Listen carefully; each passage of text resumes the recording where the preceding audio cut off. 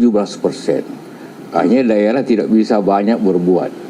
Jalan-jalan pada rusak tidak bisa diperbaiki akibat anggarannya yang dipotong seperti itu untuk kebutuhan yang tentunya apa yang seperti makan gratis, koperasi atau alutsista. Akibat itu maka semua dipotong di daerah termasuk anggaran itu.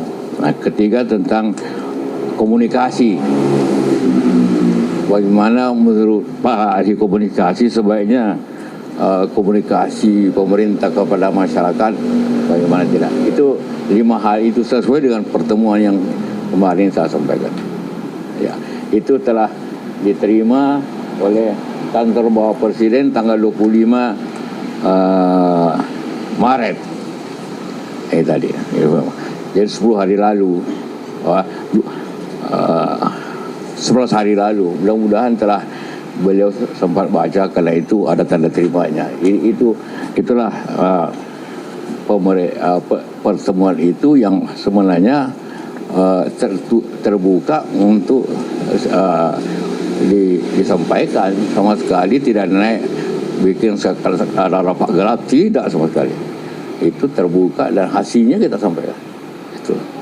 Pak JK, tapi ada rencana ketemu langsung dengan Pak Presiden nggak Pak untuk menyampaikan hasil-hasil ini secara langsung ke Presiden? Iya, Presiden kan sangat sibuk sehingga kadang-kadang susah untuk ketemu. Tapi kalau beliau ada waktu, saya bersedia untuk ada datang untuk menyampaikan apa itu, termasuk ke Pak Menko Perekonomian, dan kalau itu sudah dia pelajari yang itu.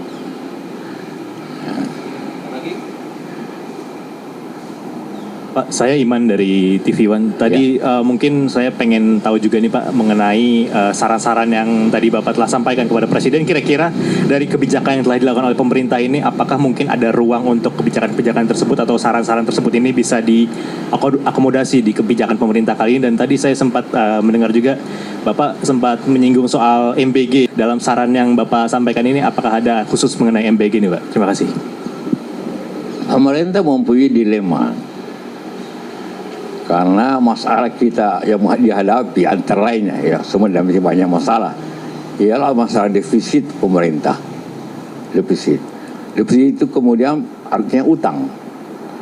Kalau defisit ini tidak dipelajari dengan baik, maka utang pemerintah akan membesar dan itu menjadi sulit nanti. Salah satunya itu bahwa karena seperti Anda ketahui pemerintah menteri-menteri mengusulkan untuk menambah jumlah defisit itu di atas 3%, kan? Sudah diusulkan, tapi Presiden mengatakan hanya 3%. Maka soalnya adalah kalau tetap 3% berarti ada pengeluaran yang harus dikurangi. Yang mana? Karena itu kita sarankan jangan mengurangi transfer ke daerah, jangan mengurangi biaya pendidikan, jangan kesehatan, infrastruktur PU jangan dikurangi itu kesehatan. Karena kalau dikurangi itu sangat terkena masyarakat dalam pendidikan masa depan. Karena itu kita minta evaluasi anggaran-anggaran yang masih bisa katakanlah dikurangi, ditunda dan sebagainya. Tapi jangan 3-5 hal ini karena ini sangat berbahaya di daerah, gitu kan? Ya, sangat di daerah. Itu antara lain.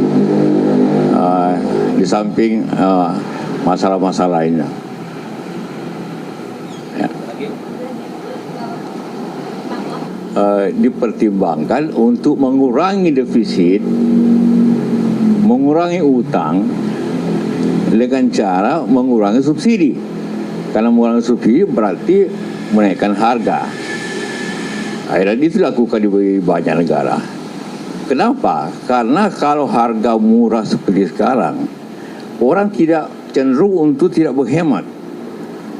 Dia akan macet jalan karena murah BBM. Di samping itu subsidi akan meningkat terus. Nah kalau meningkat terus maka utang naik terus. Jadi itulah sebabnya.